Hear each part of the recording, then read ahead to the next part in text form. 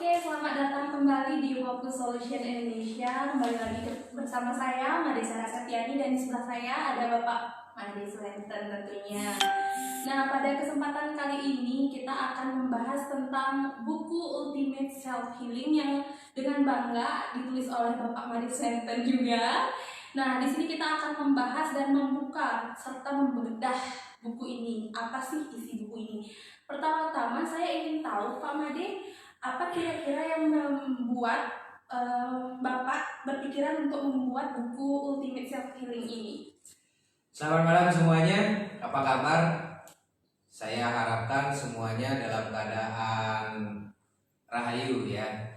Jadi gini, sebetulnya buku Ultimate Self Healing ini sudah ditulis dari tahun 2010.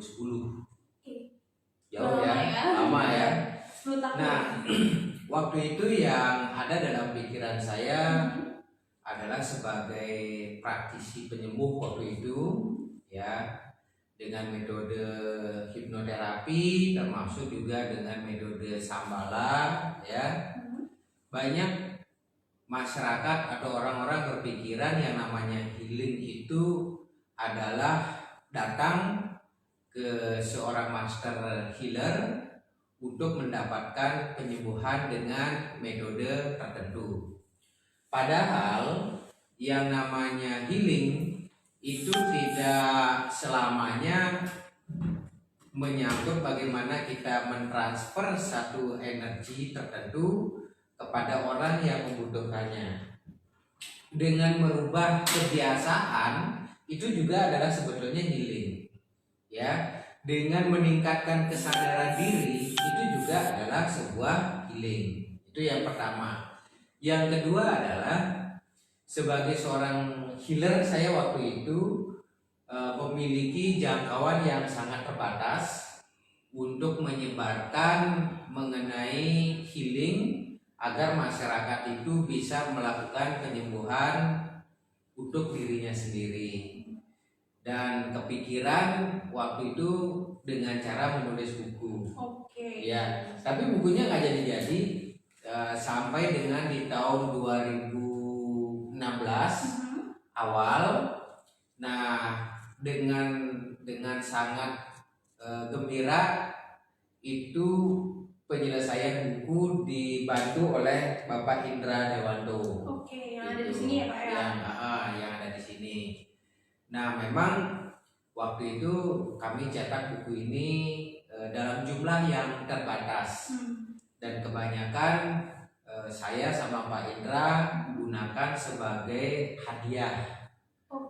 Khususnya adalah bagi mereka yang pernah meminta bantuan kepada saya untuk melakukan penyembuhan. Oh, jadi berarti yang konsultasi sama Bapak ya akan diberikan. Waktu itu seperti itu, gitu. Ya. Tapi kalau sekarang ya mudah-mudahan nanti bisa saya sharing ya dengan satu transfer of energy dari yang menginginkan dari buku saya ini. Oke. Kira-kira secara umum yang kita ingin tahu itu self healing itu apa sih Pak? Terdiri dari dua kata. Yang pertama itu adalah self, yang kedua itu adalah healing. Healing itu bisa kita terjemahkan sebagai satu metode penyembuhan atau pengobatan, sedangkan self itu adalah diri sendiri. Artinya adalah setiap orang sudah memiliki kemampuan untuk menyembuhkan dirinya sendiri. Ya. Dan boleh dibilang bahwasanya ya, kita sebagai manusia merupakan apotek yang paling istimewa di muka bumi ini. Segala obat itu sebetulnya sudah ada pada diri kita, termasuk juga metode-metode penyembuhan terhadap diri sendiri itu sudah ada pada diri kita. Nah, kenapa kalau kita merasakan satu sakit tertentu itu cukup sulit kita sembuhkan ya? Pertama ya, itu karena kita tidak mempercayai bahwa setiap bagian dari tubuh kita itu memiliki daya sembuh yang luar biasa, dan penyembuhannya dilakukan oleh organ tubuh kita itu sendiri. Nah, yang kedua ya, kita kita juga mempercayai bahwa sebetulnya sakit itu adalah merupakan sebuah karma yang harus diterima atau dijalani dengan cara sakit itu sendiri. Tidak mungkinlah kita akan menderita sakit kalau kita tidak pernah menyakiti diri sendiri dan menyakiti orang lain, seperti itu. Oke, ini materinya menarik sekali Pak. Jadi saya bantu juga untuk share ke teman-teman yang lain. Jadi makin banyak yang nonton ya, sama teman-teman silakan ditonton video ini, live ini sangat bermanfaat untuk kita semua. Jadi mungkin saya bagikan dulu ya teman-teman. Tidak apa-apa Pak? Ya, silakan. Oke, ini saya bagikan ke semua grup. Nah, sambil saya membagikan itu ke grup, bahwasanya ya di dalam buku ini juga saya sudah cantumkan ada 4 hal yang tidak bisa kita hindari dalam kehidupan ini, yaitu yang pertama itu adalah suka, duka, lara, pati. Ya, suka artinya adalah bagaimana kita bisa menikmati kesenangan-kesenangan kita, ya, kegembiraan-kegembiraan kita, bahkan kebahagiaan kita, ya.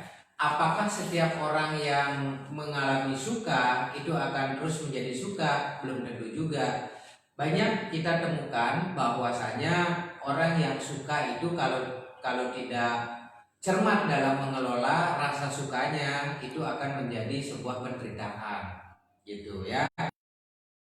Yang terpenting di sini di samping kita mengupayakan diri kita itu selalu berada pada koridor yang positif, suka, termasuk juga dalam pengelolaannya ini harus kita kelola dengan cermat, gitu ya. Karena pada saat kita merasakan kesenangan, apalagi itu bahagia dan lain sebagainya ya, tubuh kita tentunya juga akan bereaksi secara positif, sehingga kita lebih mudah untuk menjadi sehat, ataupun lebih mudah kita menjaga kesehatan itu sendiri. Ya bayangkan sajalah misalnya kalau Anda pada saat terganggu emosinya ya, marah saja misalnya, pada saat itu Anda pasti akan lemes. Kalau itu Anda pelihara ya lama-lama akan menjadi penyakit secara fisik ya. Duka artinya adalah itu kesedihan. Ya. Siapa sih yang tidak pernah mengalami kesedihan? Sebagai manusia pasti tentunya pernah ya. Sedih itu mungkin karena ditinggal oleh orang yang tersayang, tidak mencapai apa yang kita inginkan, atau diperlakukan tidak adil ya oleh orang lain, sehingga kita itu menjadi duka atau sedih.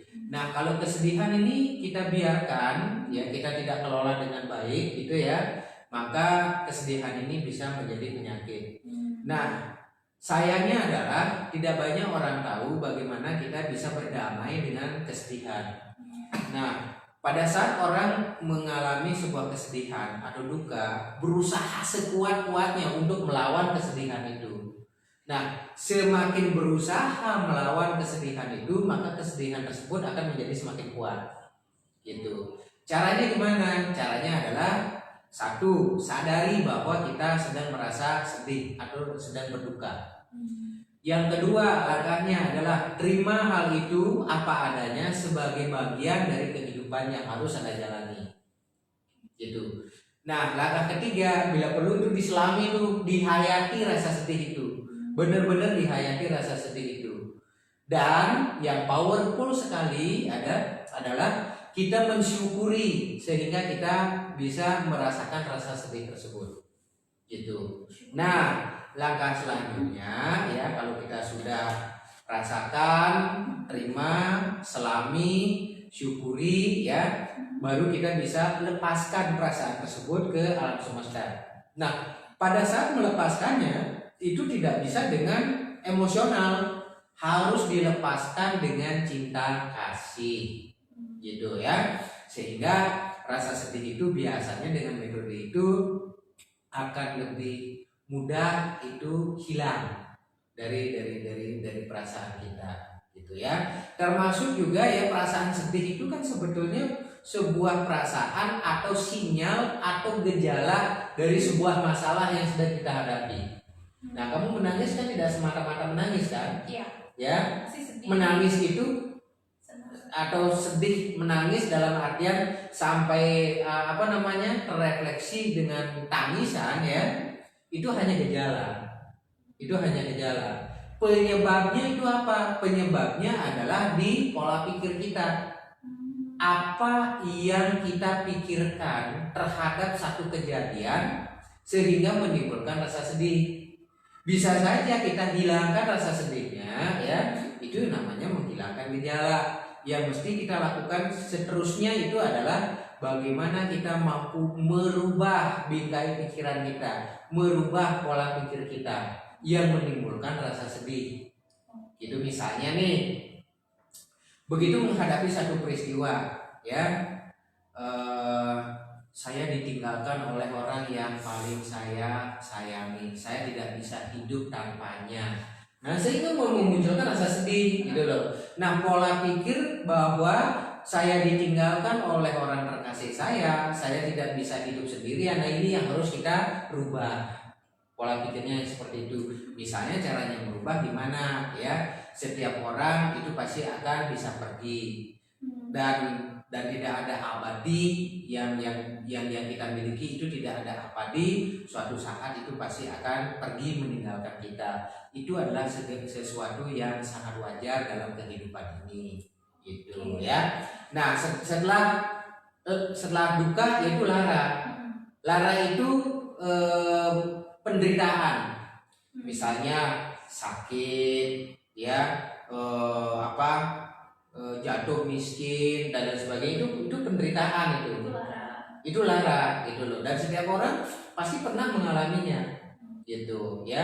Cuman sama seperti menangani kesedihan, kalau misalnya pada saat kita lara, termasuk di dalamnya misalnya menderita sebuah penyakit ya, upayakan yang ada dalam pikiran kita itu bukan melawan sakit ya, tapi menerima rasa sakit itu apa adanya sebagai bagian dari kehidupan. Setelah itu diselami, setelah itu disyukuri, mendapatkan satu ujian atau apa dengan rasa sakit itu, setelah itu rasa itu kita lepaskan secara perlahan-lahan yang dilandasi dengan cinta kasih.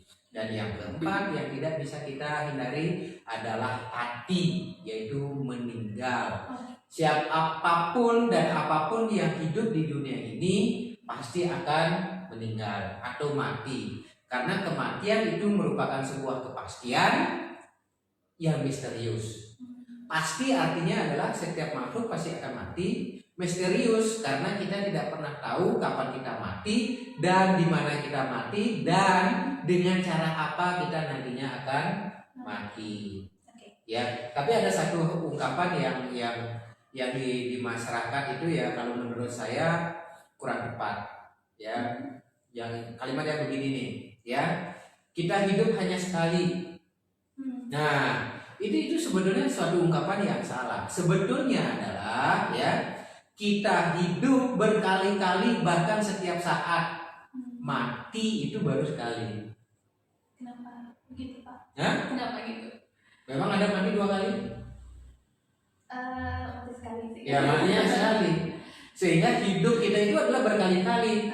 Ya, jam ini kita hidup, detik ini kita hidup, jam berikutnya kita hidup.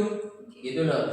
Yang terpenting adalah bukannya bagaimana kita hidup ya, tetapi bagaimana dari waktu ke waktu kehidupan kita itu menjadi lebih baik.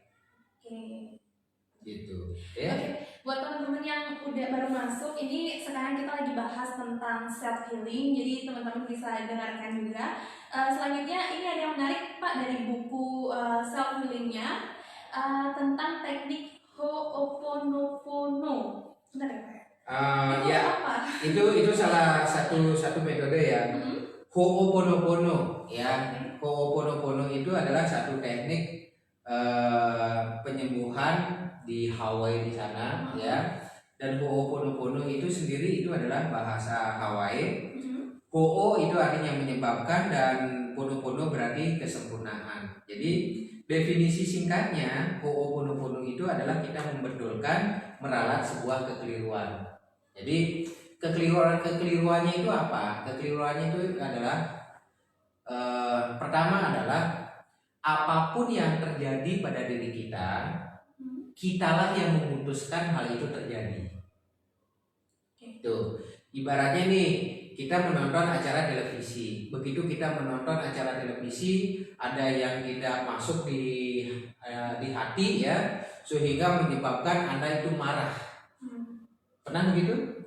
Pernah. Nah, ada juga misalnya perilaku orang lain nih, perilaku orang lain yang menurut penilaian kita itu adalah salah atau ngeselin lah, atau ngeselin sehingga kita menjadi kesel. Pernah begitu? Pernah. Coba sekarang caranya. Katakanlah pada saat menonton acara televisi ya sampai menimbulkan rasa marah. Ya. Berarti yang menyebabkan marah siapa? Kitanya sendiri ya. Kamu sendiri kan? Kamu sendiri yang memutuskan kamu marah dengan melihat acara televisi. Yang salah itu sebenarnya siapa? Kita sendiri ya. Kita sendiri kan?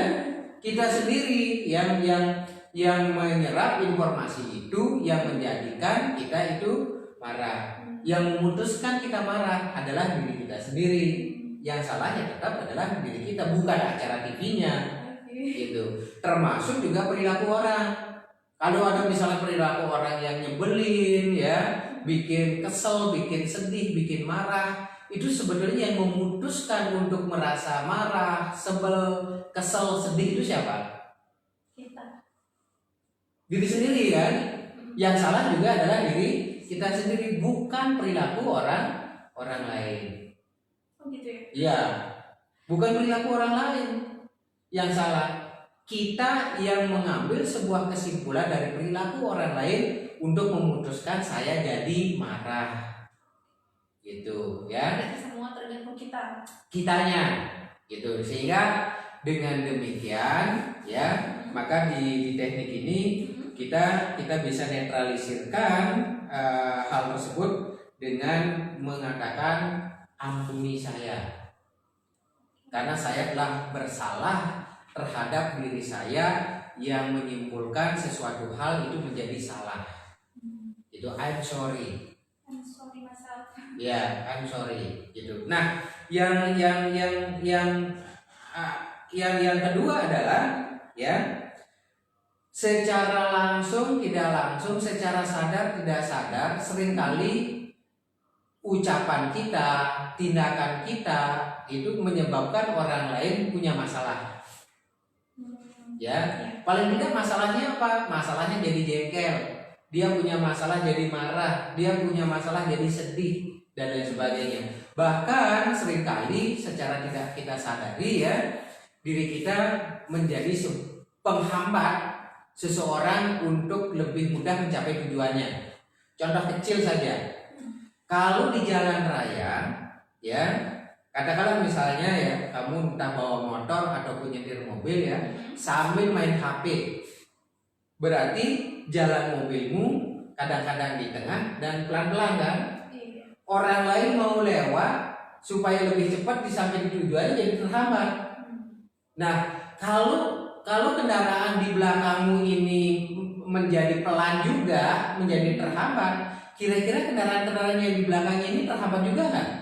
Terhambat juga, gitu loh. Sehingga dengan perilaku yang kecil seperti itu kita bisa memberikan hambatan begitu banyak orang, ya, termasuk juga hambatan untuk mencapai tujuannya yang dia inginkan menjadi tidak tepat waktu, bahkan bisa jadi yang bersangkutan itu kehilangan nilai-nilai ekonomi gara-gara mengikuti kita yang lalai di jalan, gitu loh. Sehingga dengan demikian secara tidak sadar kita telah merugikan orang lain, sehingga dengan demikian maka kita sebutkan di dalam diri kita adalah please forgive me atau ampuni saya, ya, saya bertobat, ampuni saya. Dan yang ketiga adalah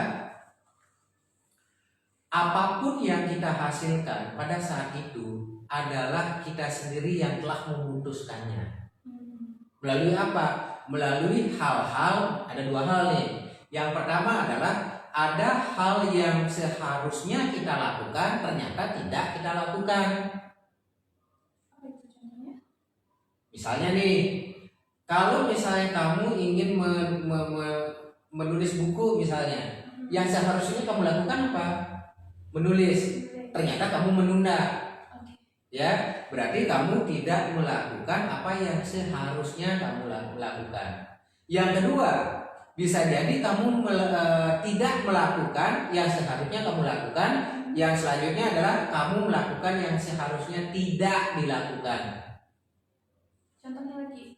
Yang mana nih? Yang kedua. Yang kedua, yang seharusnya kamu tidak lakukan ternyata kamu lakukan. Contoh yang tadi misalnya kamu ingin menulis buku, ternyata kamu lebih suka menonton TV, menonton drakor 1 jam, setelah itu drakor lagi 1 jam lagi, drakor lagi 1 jam lagi, sehingga kelancaran kamu untuk menyelesaikan penulisan buku itu tidak terjadi. Ya, sehingga dengan demikian maka apapun hasil yang kita dapatkan itu adalah atas keputusan kita. Nah, kalau itu yang kita sadari, maka wajib kita bersyukur. Itu sebenarnya bukan kegagalan, tapi itu adalah merupakan satu feedback untuk memperbaiki diri mulai sekarang untuk ke depannya. Sehingga dengan demikian kita wajib berterima kasih. Satu pertanyaan Pak. Kan di sana kita harus meminta maaf pada diri kita sendiri. Kapan waktu yang harus kita lakukan kepada diri kita? Kapan aja. Jadi ada 4 kalimat yang harus kita ucapkan ya. Termasuk juga di saya bersyukur, I thank you ini begini. Tidak mungkin kita bisa hidup sendiri. Ya, tidak mungkin. Ya, untuk kencing aja kamu butuh bantuan orang lain kok. Kenapa gitu? Memang kamu kencingnya di mana? Di kamar mandi. Nah, kamar mandi itu kamu buat sendiri nggak? Dibuat orang. Dibuat orang kan? Kalau berarti bantuan orang lain tuh. Oke.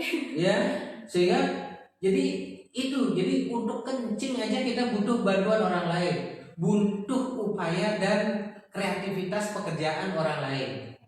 Ya, termasuk makan contoh yang paling ringan lah apa? Kerupuk. Kamu bikin kerupuknya? Barusan saya bikin goreng. Bikin gorengan. Bahan gorengannya kamu sendiri yang bikin? Enggak. Orang lain kan? Orang lain. Nah, itu dia ya. Oke. Jadi hampir keseluruhan dari aspek kehidupan kita itu butuh bantuan orang lain. Ya, tidak hanya manusia tetapi juga binatang. Contohnya apa binatang? Anjing. Apaan anjing? Binatang. Untuk makan. Kerbau, sapi, kan kalau bajak sawah kan? Oh iya. Ya, jadi termasuk juga benda-benda mati yang membantu kita. Contohnya apa? Laptop. Mobil. Kamera. Mobil, kendaraan untuk ngangkut bahan makanan dari petani itu sampai dengan di dapur kita. Nah, kita wajib berterima kasih atau bersyukur. Dan yang terakhir adalah begini. Ya, manusia itu diciptakan oleh Tuhan, ya, sehingga manusia itu memiliki tiga kemampuan dasar yang harus kita perankan. Pertama, itu adalah sebagai doer, kita melakukan sesuatu hal, satu aktivitas. Yang kedua, itu kita adalah sebagai seorang leadership atau sebagai seorang leader. Paling tidak kita harus mampu memimpin diri sendiri lah. Kapan melakukan apa dan lain sebagainya. Kita mampu melakukan guiding, meliding diri kita. Dan yang ketiga, kita itu adalah sebagai seorang pelayan, melayani orang lain, memecahkan masalah orang lain itu juga adalah melayani dan lain sebagainya. Sehingga dengan demikian, satu-satunya cara untuk kita bisa memasuki kehidupan yang lebih baik adalah dengan love atau cinta. Sehingga dalam kondisi apapun ya kita wajib mengungkapkan sesuatu rasa, yaitu I love you.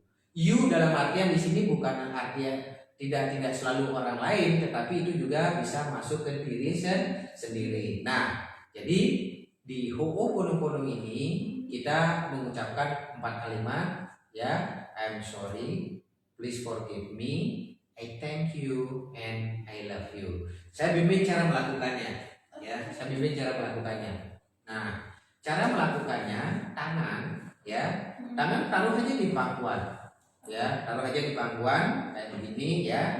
Tapi pastikan di pangkuan sendiri, ya. Nah, oke.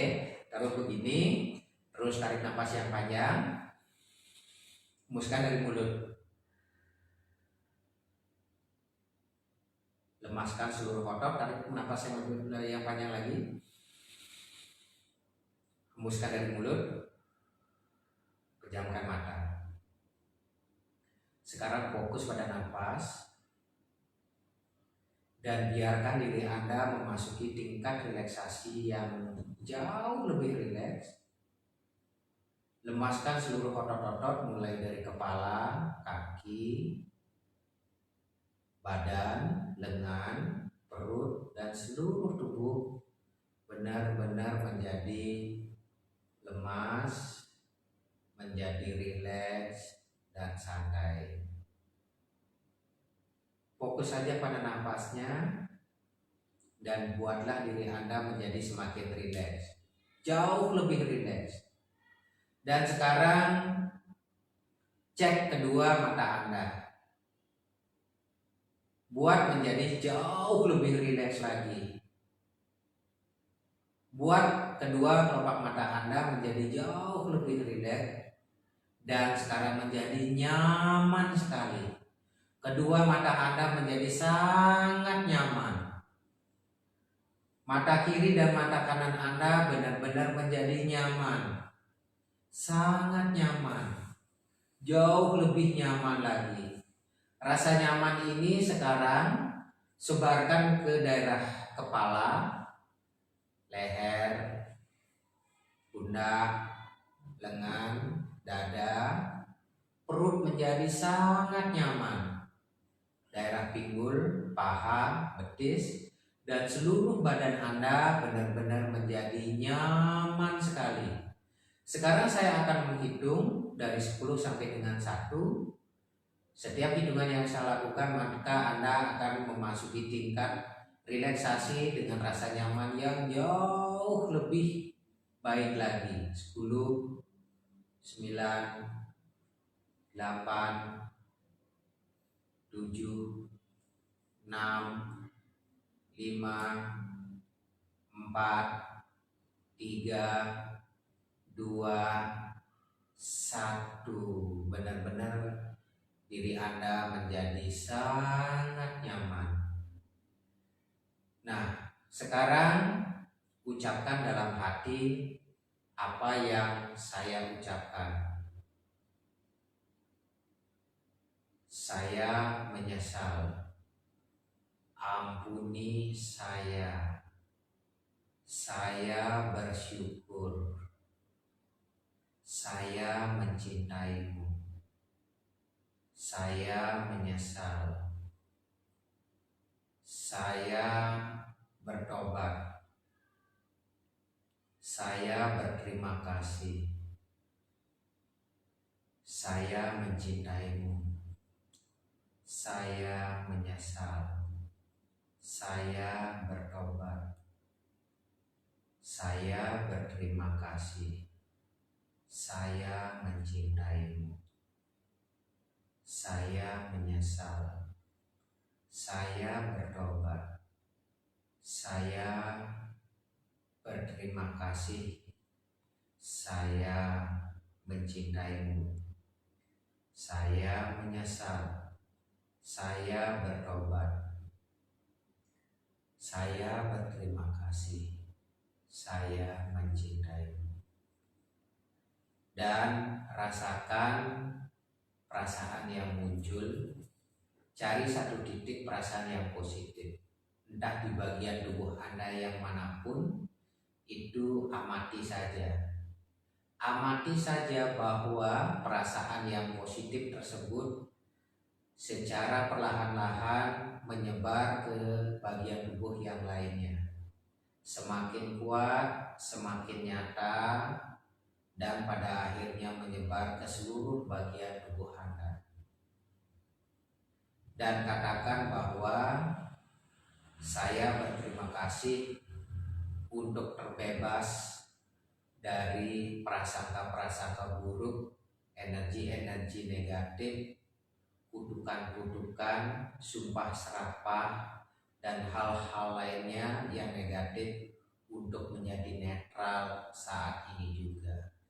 Oke. Dan sekarang saya akan membantu Anda kembali lagi ke tingkat kesadaran yang jauh lebih sempurna dengan menghitung dari 1 sampai dengan 5. Di mana setiap hitungan yang saya lakukan, maka Anda pun akan kembali ke tingkat kesadaran Anda yang jauh lebih sempurna. 1. Rasakan diri Anda menjadi semakin sempurna. 2. Pastikan diri Anda menjadi semakin netral. 3. Jauh lebih netral lagi. 4. Anda mulai kembali lagi ke tingkat kesadaran Anda yang jauh lebih baik. Dan 5. Gerak-gerakan tangan, jari-jari tangan secara perlahan-lahan. Setelah itu jari-jari kaki. Setelah itu dilanjutkan dengan membuka mata. Oke. Gimana yang dirasakan atau yang dialami pada saat melakukan salah satu teknik Ho'oponopono ini apa? Merasakan badan itu ringan. Oke. Kita membayangkan hal positif itu masuk ke seluruh tubuh, membuang seluruh hal-hal yang negatif yang ada di tubuh kita. Oke. Jadi ini adalah salah satu metode bagaimana kita kembali lagi ke titik netral. Ya, begitu kita berada di titik netral, bukan positif, bukan negatif, maka kehidupan kita itu akan menjadi jauh lebih enteng. Ya, karena kehidupan kita menjadi jauh lebih enteng, maka pada saat berhadapan dengan orang lain itu akan menjadi jauh lebih mudah, ya. Untuk menginginkan mencapai sebuah cita-cita itu akan menjadi jauh lebih mudah, ya. Termasuk juga kesehatan itu akan menjadi jauh lebih sehat, gitu. Oke. Nah, itu sebagian kecil dari isi buku Ultimate Self Healing ini. Tentunya masih banyak sekali isi dari buku ini, ya. Untuk selengkapnya Anda bisa hubungi kami di Focus Solution Indonesia atau juga bisa menghubungi saya langsung di 081 327 147 747. Karena buku ini dulu dicetak begitu terbatas. Nanti kalau ada yang pesen, ya kita menunggu yang lebih kurang 2 minggu, ya. 2 minggu bahkan bisa sampai 1 bulan untuk bisa mencetak kembali, gitu. Oke? Jadi buat teman-teman bisa segera memesan ini juga bagus untuk kesehatan kita, untuk mengontrol kita lebih baik lagi, seperti itu Pak ya. Ya. Mungkin itu aja. Ya. Itu aja dari kita.